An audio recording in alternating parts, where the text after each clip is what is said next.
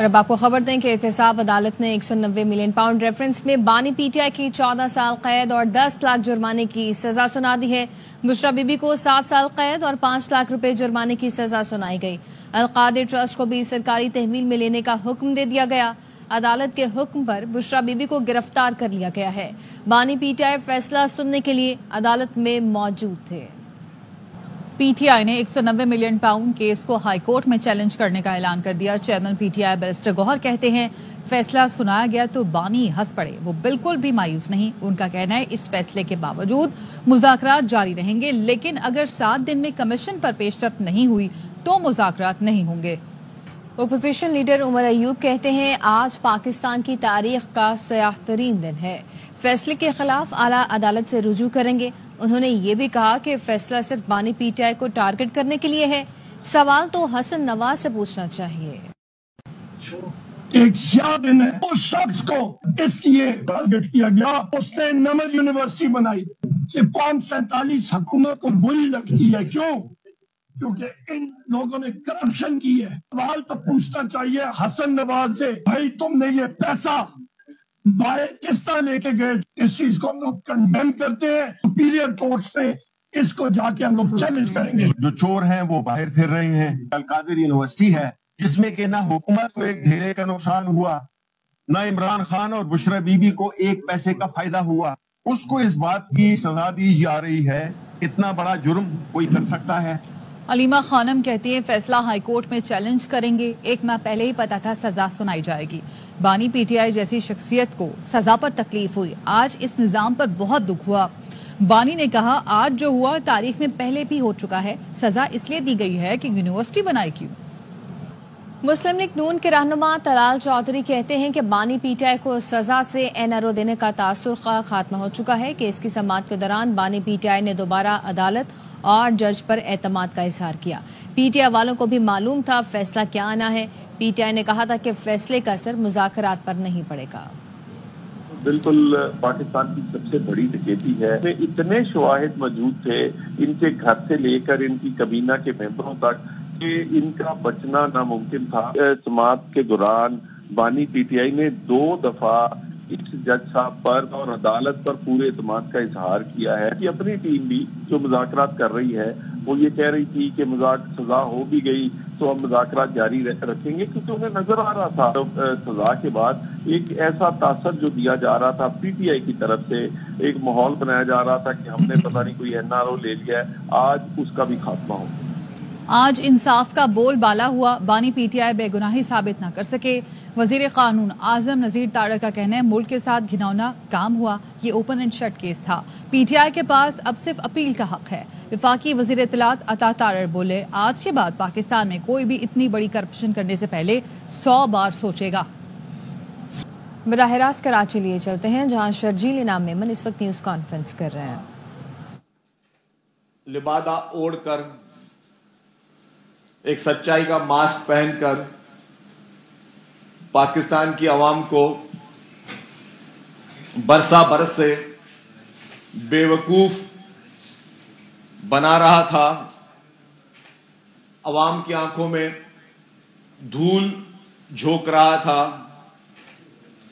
پاکستان کی عوام کو یہ بتانے کی کوشش کر رہا تھا کہ وہ ایک ایماندار شخص ہے، وہ ایک دیانتدار شخص ہے، اور اس کے مقابلے میں جتنی بھی پاکستان میں جماعتیں ہیں وہ سارے چور اور ڈاکو ہیں۔ جس طریقے سے پی ٹی آئی کے رہنما عمران خان اپنے تمام مخالفین کو برسا برس سے چور اور ڈاکو کہہ کے ایک نیریٹو پیدا کرنے کی کوشش کر رہے تھے، پاکستانی پوری عوام کو بتا رہے تھے کہ جی وہی ایک واحد اس ملک میں ایماندار شخص ہے جو کسی کرپشن میں، جو کسی اقربا پروری میں ملوث نہیں ہے۔ وہ چیز ایک مرتبہ پھر عوام کے سامنے آ گئی کہ یہ شخص دھوکے باز شخص ہے، یہ شخص جھوٹا شخص ہے، اور یہ شخص عوام کی آنکھوں میں دھول جھونک رہا ہے۔ آج جو فیصلہ احتساب عدالت نے نیب کے مقدمے میں عمران خان کو اور ان کی اہلیہ کو جو سزا سنائی ہے، یہ سارے وہ چیزیں ہیں جو کہ عمران خان نے خود چنی تھیں۔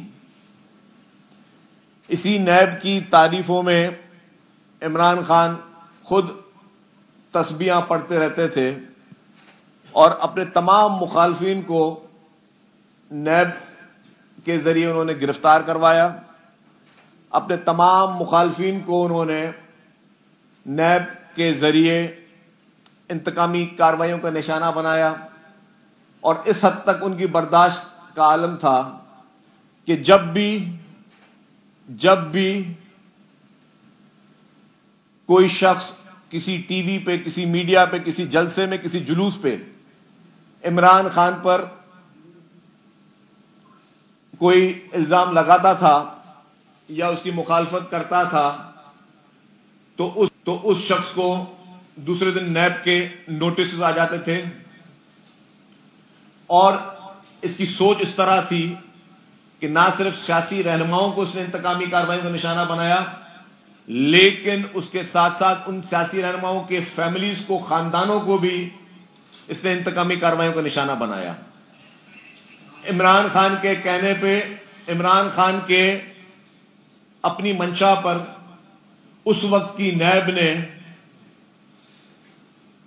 پاکستان پیپلز پارٹی کی لیڈرشپ کو جیل میں ڈالا، محترم آصف علی زرداری صاحب کو جیل میں ڈالا، محترمہ فریال تالپور صاحبہ کو جیل میں ڈالا، بغیر کسی سزا کے، بغیر کسی جرم ثابت ہونے کے۔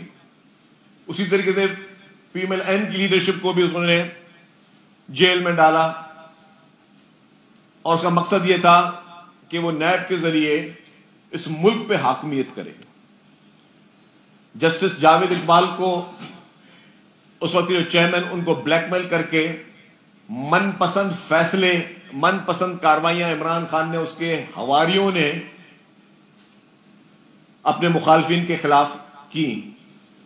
آج عمران خان کو اس کی اپنی غلطیوں کی سزائیں مل رہی ہیں، اپنے غلط کاموں کی سزائیں مل رہی ہیں۔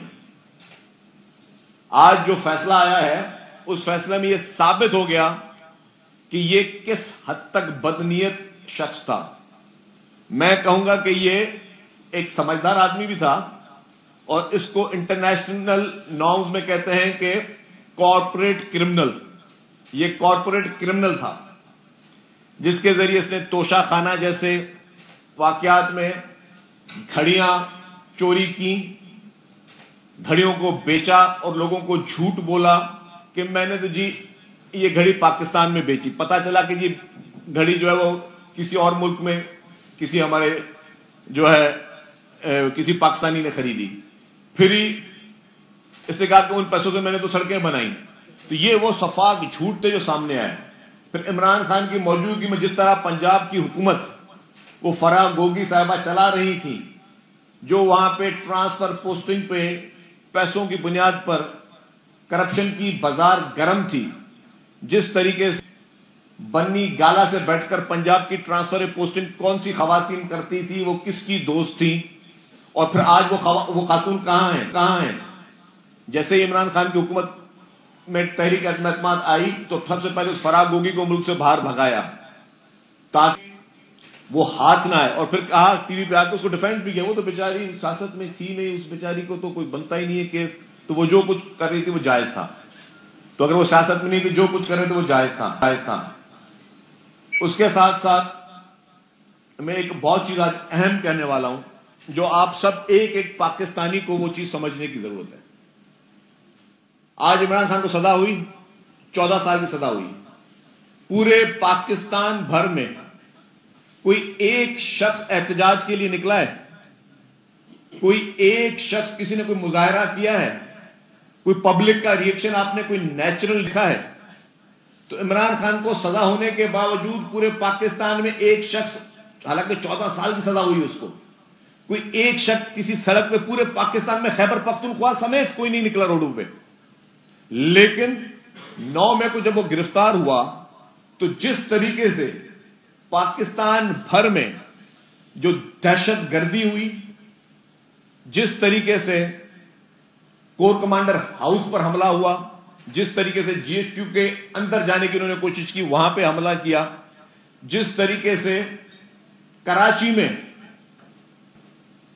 بسیں جلائی گئیں، لوگوں کی املاک کو نقصان پہنچایا گیا، جس طریقے سے خیبر پختونخوا میں ریڈیو پاکستان کو نظر آتش کیا گیا، جس طریقے سے وہاں پہ ایدھی کی ایمبولینسز کو نظر آتش کیا گیا، جس طریقے سے صفاق دہشت گردی تھی، اس سے یہ چیز ثابت ہو گئی کہ اس ساری چیزوں ماسٹر مائنڈ عمران خان خود تھا. ورنہ اس وقت جو ریئیکشن آیا تھا، حالانکہ صرف گرفتاری تھی، معمولی گرفتاری پہ جس طریقے سے پورے پاکستان کو آگ لگائی گئی، دہشت گردی کی گئی، تو اس کا مائنڈ سیٹ آج جو لوگ کہتے ہیں کہ عمران خان کو تو پتہ ہی نہیں تھا، وہ تو بیچارہ تھا، اس کو کسی چیز کا علم نہیں تھا، آج وہ نیچرل ریئیکشن کہاں چلا گیا؟ 4-5 گھنٹے ہو گئے سزا کو آئے ہوئے، کہیں پہ کوئی بندہ کیوں نہیں نکلا؟ وہی جو پی ٹی آئی کے لیڈران جو گریبان کھول کے کہ ہم یہاں پہ بھی گھسیں گے، ہم وہاں پہ بھی چلیں گے، ہم یہ سڑک بھی بند کر دیں گے، ہم یہ گھر بھی جلا دیں گے، آج وہ سارے کہاں چلے گئے؟ کیونکہ ان کو ڈائریکشن دینے والا خود جیل میں بیٹھا ہوا ہے. تو یہ چیز بھی آج بالکل عیاں ہو گئی کہ 9 مئی کے واقعے کا ذمہ دار فرد واحد جو اس کا سہولت کار تھا، جو اس کا برین چائلڈ تھا، وہ عمران خان تھا. اور وہ عمران خان جس نے 2018 سے ریاست کے خلاف ایک جنگ شروع کی ہوئی ہے، ریاست پاکستان کے خلاف 2018 سے ایک جنگ کر رہا ہے، اور وہ جنگ جو ہے وہ مختلف پلیٹ فارمز پر لڑی جا رہی ہے. وہ جنگ سوشل میڈیا پہ بھی لڑی جا رہی ہے. سوشل میڈیا پہ ہمارے ملک کے اداروں کے خلاف، ہماری مختلف حکومتوں کے خلاف، اپوزیشن لیڈران کے خلاف جس طریقے سے ایک وہ جنگ کر رہے ہیں سوشل میڈیا پہ، وہ کسی سے چھپی ہوئی نہیں ہے. اور اس کے بعد پھر انٹرنیشنل فورمز پر جس طریقے سے ان کے سہولت کار جوئش لابیز، اسرائیل، جس اسرائیل نے کھل کے ان کے خلاف، ان کے حق میں بیانات دیے، جس اسرائیل نے کھل کے اس کی اسرائیل کی جیروسلم پوسٹ، اس میں جو ان کی حمایت میں آرٹیکلز آئے، اور پھر انٹرنیشنل فورمز پر بڑے بڑے ممالک میں جا کے جس طریقے سے پی ٹی آئی نے ایک سوچی سمجھی سازش کے تحت پاکستان کو نشانہ بنانے کی کوشش کی. وہی جو ریاست کے خلاف انہوں نے جنگ شروع کی ہوئی ہے، وہی جنگ انہوں نے آئی ایم ایف کے پاس بھی لڑنے کی کوشش کی کہ آئی ایم ایف کے پاس بیٹھ کر پاکستان کو قرضے جو ہیں رکوائے جائیں، کہ خدا نہ خواستہ پاکستان ڈیفالٹ میں جائے، کہ خدا نہ خواستہ پاکستان میں لوگوں کو تنخواہیں نہ ملیں، کہ خدا نہ خواستہ پاکستان کا دیوالیہ نکلے. اس فرد واحد نے جو ریاست کے خلاف جنگ شروع کی ہوئی ہے، وہ صرف اور صرف اس کی ذاتی مفاد کے لیے ہے. 126 دن کا جو دھرنا تھا، وہ بھی اس ریاست کے خلاف جنگ کا حصہ تھا، جس میں اس نے ریاست کو بلیک میل کیا کہ اگر مجھے اقتدار نہیں دیا گیا تو پھر آپ لوگ پاکستان میں بجلی کے بل نہ دیں، آپ لوگ پاکستان میں جو ہے وہ منی لانڈرنگ کریں، لیگل ذرائع سے پاکستان میں پیسے نہ بھیجیں، پاکستان سے پیسے نہ نکالیں. لوگوں کو بولا گیا کہ حوالہ ہنڈی کے ذریعے پیسے باہر بھیجیں اور حوالہ ہنڈی کے ذریعے چیزیں کریں. یہ ساری اس ریاست کے خلاف جنگ کا حصہ تھی. اسی ریاست کے خلاف جنگ کو جاری کرتے ہوئے انہوں نے یہ بھی کہا کہ پاکستانی قوم پر ایٹمی بم کا دھماکہ ہو. تو اس شخص کو پاکستان سے، پاکستانیوں سے، ہماری قوم سے، ہماری عوام سے کوئی کسی قسم کی محبت یا لگاؤ نہیں ہے. آج بھی یہ شخص ریاست پاکستان کے خلاف جو جنگ لڑ رہا ہے، وہ صرف اس کے فرد واحد کے ریلیف کے لیے ہے، وہ اقتدار کے حصول کے لیے ہے. تو جو پاکستان کا اپنے آپ کو کہتا کہ میں موسٹ پاپولر ترین لیڈر ہوں، تو آج اس پاپولر ترین لیڈر کے جو ہے سزا کے بعد لوگ تو سڑکوں پہ جشن مناتے ہوئے نظر آ رہے ہیں، لوگ تو سڑکوں پہ خوشیاں اور مٹھائیاں بانٹتے ہوئے نظر آ رہے ہیں. تو یہ ساری چیزیں اس بات کا عیاں ثبوت ہے کہ یہ شخص پاکستان کے ساتھ مخلص نہیں ہے، اور 2018 کا اس کا اقتدار पाकिस्तान के साथ एक घिनौना मजाक था। जिस तरीके से चोर दरवाजे से अपने आप को पॉलिटिकल और डेमोक्रेटिक लीडर कहते हुए जिस तरीके से चोर दरवाजे से ये शख्स इक्तदार में आया, इसने हमेशा पाकिस्तान को नुकसान पहुंचाया है। मैं पूछता हूं कोई एक कारनामा इसका बताया जाए जो उसने पाकिस्तान के लिए किया हो। उसी धरनों के दरमियान हमें याद है कि पार्लियामेंट पे हमला किया गया। उसी धरनों के दरमियान हमें याद है कि पाकिस्तान टेलीविजन पर हमला किया गया। तो जो शख्स शफाफ तरीके से पाकिस्तान के हर इदारे पे, ये नहीं कि ये सिर्फ किसी एक इदारे के खिलाफ है, पाकिस्तान के हर इदारे को उसने नुकसान पहुंचाने की कोशिश की। इसने पाकिस्तान के हर शख्स को नुकसान पहुंचाने की कोशिश की। यह शख्स पाकिस्तान के साथ मुखलिस कैसे हो सकता है? यही कॉर्पोरेट क्रिमिनल, और इसकी पूरी हिस्ट्री भरी हुई है। ये तो सिर्फ एक मुकदमे में सजा हुई है, इसके खिलाफ अभी बहुत सारे ऐसे मुकदमात हैं जो कि शायद कुछ तो शुरू भी नहीं किए। जो मैं बात कहता हुआ कि जब इसको अदालत के अहकामात पर पंजाब की पुलिस अरेस्ट करने जमान पार गई तो इसके अपने घर के अंदर से पेट्रोल बमों से हमले किए गए हमारी पुलिस पर। पूरी दुनिया भर में कोई मुझे एक सियासी लीडर बताएं जिसको कभी गिरफ्तार करने के लिए पुलिस गई और वो पेट्रोल बमों से हमले करे अपनी फोर्सेस पर। पूरे पाकिस्तान में क्या दुनिया भर में मुझे कोई एक मिसाल बता दें। और अगर कोई ये हमला करता है तो उसको क्या कहा जाता है? अगर कोई आपको गिरफ्तार करने आए, आपने अदालतों को सामना करना है, जमानतें लेनी है, आपको किसी ने मना नहीं किया। अदालती अहकामात पे आपको गिरफ्तार करने की कोशिश की गई, आपने उस पुलिस पे पेट्रोल बमों से हमले किए और आप कहते हो कि आप अवामी लीडर हो और आप कहते हो कि आप अवाम की बात करते हो। कौन से दुनिया के मुल्क में इस गुनाह को माफ किया जाता है? फिर उस तरीके से जो फॉरेन फंडिंग केस जिसमें बकौल इनके अगर ये ठीक थे अच्छे थे, ईमानदार थे, तो फॉरेन फंडिंग केस में स्टे पे स्टे क्यों ले रहे थे ये हाई कोर्टों से? अगर उनका दामन साफ था तो स्टे पे स्टे क्यों ले रहे थे अदालतों से कि जी हमें स्टे दिए जाएं और वो केसेस ना चलाए जाएं? क्योंकि चोर की दाढ़ी में तिनका। आपको पता था आपने गलत काम किया और आपने कोई 20-25 अकाउंट्स आपने जो है वो डिक्लेयर ही नहीं किए इलेक्शन कमीशन ऑफ पाकिस्तान में, जिसमें आप फॉरेन फंडिंग लेते रहे हो। और वो फॉरेन फंडिंग आप भारत और इसराइल से लेते रहे हो।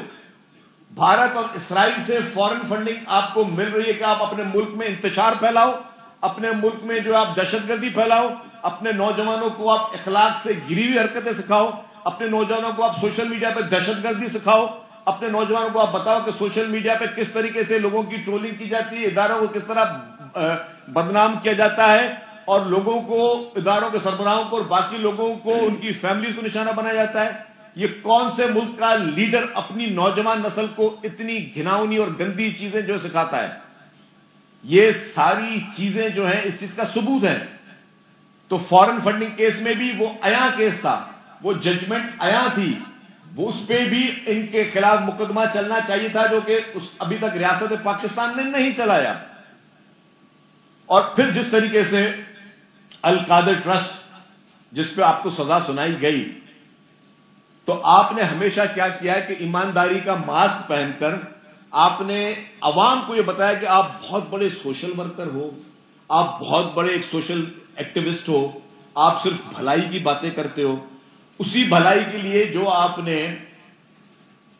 शौकत खानम हॉस्पिटल, जिसको हम समझते हैं कि एक नोबेल कॉज था, उस शौकत खानम हॉस्पिटल में जो आपने बोर्ड बनाया, उस बोर्ड में आप, आपके वालिद साहब, आपकी बहनें, आपका खानदान पूरा बोर्ड में बैठा हुआ है। और फिर यह बात भी आई कि शौकत खानम के फंडिंग के पैसे आपने किस तरीके से मुख्तलिफ प्राइवेट प्रोजेक्ट्स में इन्वेस्ट किए, रियल एस्टेट के प्रोजेक्ट्स में इन्वेस्ट किए, आपने उससे सट्टे खेले, आपने उससे जुआएं खेली। वो कैंसर पेशेंट्स के लिए लोगों ने आपको पैसे दिए थे कि या रियल एस्टेट में इन्वेस्टमेंट करने के लिए दिए थे या आपको वो जुआ खेलने के लिए दिए थे पैसे। तो आपका किरदार वहां से भी साबित होता है। फिर नैब का सिर्फ ये एक मुकदमा नहीं है, नैब के मुकदमे मलम जब्बा का भी था, नैब का मुकदमा केपीके की बीआरटी का भी था, اس KPK-BRT میں جس میں آپ کی ہی حکومت میں موجود چیف منسٹر انسپیکشن ٹیم نے کہا کہ 7 ارب روپے کے صرف اور صرف کک بیک چلے ہیں، تو پھر آپ کو کیا تھا؟ آپ پرائم منسٹر تھے، آپ سینہ چوڑا کر کے بولتے ہاں اگر میرے حکومت میں کوئی کک بیک چلی ہے کہ کسی پروجیکٹ میں کرپشن ہوئی ہے تو اس کو عدالتیں، نیب، FIA سب اس کو پروو کریں۔ آپ نے خیبر پختونخوا کی جو پشاور ہائی کورٹ تھی وہاں پہ جسٹس وقاص سچی صاحب کی یہ ججمنٹ تھی کہ اس کو نیب اور FIA پروو کریں KPK-BRT کو۔ آپ نے سپریم کورٹ میں اسٹے آرڈر لیا کہ آپ کے خلاف نیب کا مقدمہ نہ چلے، نیب اور FIA KPK-BRT کے اندر ہاتھ بھی نہ ڈالیں۔ تو آپ اتنے ایماندار شخص تھے، آپ اتنے دیانتدار شخص تھے، اور بقول آپ کے باقی ساری پارٹیاں چور ہیں، صرف اس ملک میں آپ ایماندار، نے وہ اسٹے آرڈر کیوں لیا؟ جسٹس بندیال نے آپ کو وہ اسٹے آرڈر دیا اور وہ اسٹے آرڈر ملتے رہے، تو وہ آپ نے وہ اسٹے آرڈر کیوں لیا؟ آپ تو ایماندار شخص ہے، آپ بولتے بھائی انکوائری کرنے دو۔ کون شخص ہے اگر وہ ایماندار ہو، دیانتدار ہو، وہ کسی انویسٹیگیشن ادارے کو بولے گا میری تلاشی نہیں لے سکتے ہو؟ آپ گاڑی میں جاتے ہو، کہیں پہ کوئی پولیس والا روکتا ہے تو آپ بول گے میں تلاشی نہیں دوں گا۔ اگر آپ بولو گے تلاشی نہیں دو گے تو آپ کو کیا کرے گا آپ کو؟ تو اس طریقے سے آپ نے ہر کرپشن کے مقدمے میں آپ نے اسٹے آرڈر لیے، اور وہ اسٹے آرڈر لینے کا مقصد اس کا مطلب کہ آپ تلاشی نہیں دینا چاہتے، اور تلاشی نہیں دینے کا مقصد کہ آپ چور ہو۔ اس کا مقصد یہ ہے کہ آپ نے بدنیتی کی ہے، تو آپ عوام کو بیوقوف نہیں بنا سکتے۔ آپ لوگوں کو اس طریقے سے بیوقوف بنا کر اپنے آپ کو ایمانداری کا جو آپ نے ایک لباس پہنا ہوا ہے وہ اب آپ کا دن بدن اترتا جا رہا ہے۔ وہ سارے مقدمات آپ کے خلاف ایک بہت بڑی چارج شیٹ ہے۔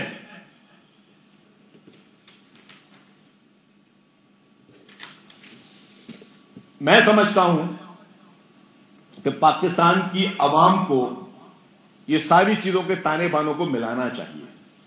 یہ نہ دیکھیں کہ اگر اپوزیشن بات کر رہی ہے تو وہ غلط ہی ہوگی۔ کیا آج PTI کے لیڈران فرا گوگی کو ڈیفینڈ کرنے کی پوزیشن میں ہیں؟ کیا جس طریقے سے KPK-BRT یا ملم جبا جیسے مقدمات یا فورن فنڈنگ جیسے مقدمات جو آیا ہیں اس میں پاکستان کی عوام اس پوزیشن، جو ان کی PTI کے جو ہیں لیڈران، کیا وہ اس پوزیشن پہ ہیں تو ڈیفینڈ کر سکتے ہیں؟ کوئی ایک بھی کسی چینل پر ڈیفینڈ کر سکتا ہے کہ ہاں ہم نے اس لیے اسٹے آرڈر لیے؟ یا جس طریقے سے اپنے آپ کو ایماندار اور دیانتدار کہنے والے، جس طریقے سے توشہ خانہ کے تحائف بیچنے والے اور پھر جھوٹ بولنے والے اس پوزیشن پر ہیں کہ وہ ڈیفینڈ کر سکیں، وہ بالکل اس پوزیشن پہ نہیں ہیں۔ میں سمجھتا ہوں کہ عوام کو آنکھیں کھولنی چاہیے۔ عوام دیکھیں کہ جو بہروپیہ شخص ان کو برسا برس سے بیوقوف بناتا ہوا آ رہا ہے، وہ اپنے کیفر کردار تک پہنچ رہا ہے، اور اس کے لیے عدالتوں کے دروازے کھلے ہیں۔ وہ سپیریئر کورٹس میں جا کے ڈیفینیٹلی اپیل کریں، لیکن عوام کے سامنے جو بیوقوف بنانے کا جو ناٹک اور ڈھونگ چل رہا ہے وہ مزید نہیں چل سکتا۔ تو میں یہ سمجھتا ہوں کہ جو بھی عمران خان نے دوسروں کے لیے کھڈے کھودے، دوسروں کو بدنام کرنے کی کوشش کی، آج اللہ تعالی کی عدالت میں وہ شخص خود رسوا ہو رہا ہے۔ اور جو بھی کورس آف لا ہیں وہ اپنا کام کریں گے، عدالتیں اپنا کام کریں گی، انہوں نے اپیلیں کرنی اپیلیں کریں، لیکن عوام کو بیوقوف نہ بنائیں۔ ممبر صاحب، تاش کے پتوں میں ترک کا پتا یا ٹرمپ کارڈ کی بڑی اہمیت ہوتی ہے۔ ہر پولیٹیشین اپنے پاس ترک کا پتا یا ٹرمپ کارڈ لازمی رکھتا ہے۔ اس وقت جبکہ خان صاحب کو سزا ہو گئی ہے، خان صاحب کا ٹرمپ کارڈ چلے گا یا نہیں چلے گا؟ دیکھیں جی، PTI کی سب پوری کوشش یہ ہے کہ وہ کسی نہ کسی طریقے سے عمران خان کو باہر نکالیں. اور عمران خان سہولتیں مانگ رہا ہے باہر نکلنے کے لیے بھی, جیل کے اندر بھی سہولتیں مانگ رہا ہے. جو سہولتیں آج بھی عمران خان کو جیل کے اندر سے ہیں وہ کسی بھی پولیٹیشین کو آج دن تک نہیں ملی ہیں. مجھے ایک چیز بتائیں, آپ سب لوگوں نے جیلیں قیدیں لیڈران کی دیکھی ہیں. آپ نے محترم آصف علی زرداری صاحب کی بھی جیل قید دیکھی ہے, محترمہ فریال تالپور صاحبہ کی قید دیکھی ہے, پی ایم ایل این کی لیڈروں کی بھی جیل قید دیکھی ہے. کبھی کسی کو آپ نے دیکھا کہ کوئی جیل کے اندر سے پوری پارٹی چلا رہا ہوں؟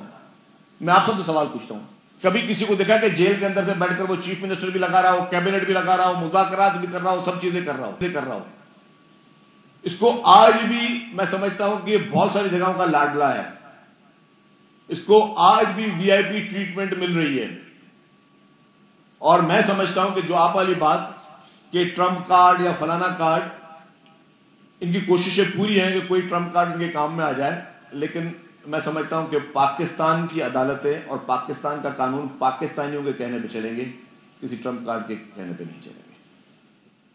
اس وقت جو بانی پی ٹی آئی کو سزا ہوئی, پیپلز پارٹی ویسے تو مذاکرات کی بات بھی کرتی رہی اور کرتی ہے, بانی پی ٹی آئی کو سزا کے بعد مذاکرات میں تعطل آئے گا, یہ مذاکرات حکومت جاری ہیں, اس میں پیپلز پارٹی بھی شریک ہے؟ دیکھیں جی, مذاکرات کی پیپلز پارٹی ہمیشہ حامی رہی ہے. ہم چاہتے ہیں کہ ڈائیلاگ ہوں, ڈائیلاگ کبھی بھی بند نہیں ہونے چاہیے, لیکن جو قانون ہے اس کی عمل درآمد بھی ساتھ میں جاری رہنی چاہیے.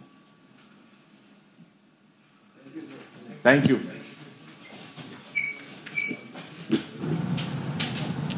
دوسری جانب وفاقی وزیر احسن اقبال نیوز کانفرنس کر رہے ہیں. قوم کا 64 ارب کھایا ہے.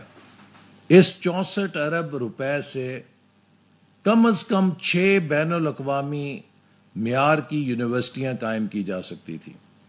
اس 64 ارب روپے سے ملک کے اندر ہزاروں سکول قائم کیے جا سکتے تھے. اس 64 ارب سے ملک کے اندر کئی 100 ڈسپینسریاں اور ہسپتال بن سکتے تھے. اس 64 ارب سے کئی ہزار نوجوانوں کو بہترین تعلیم کے اسکالرشپ مل سکتے تھے. یہ پاکستان کا, پاکستانی قوم کا پیسہ اڑایا گیا ہے, اور اگر اس پر, اس چوری کے پکڑے جانے پر سزا ہوئی ہے. اس کے ساتھ ہی نیوز اسٹوڈیو سے فی الوقت اتنا ہے. مزید خبروں اور اپڈیٹس کے لیے دیکھتے رہیے ARY نیوز.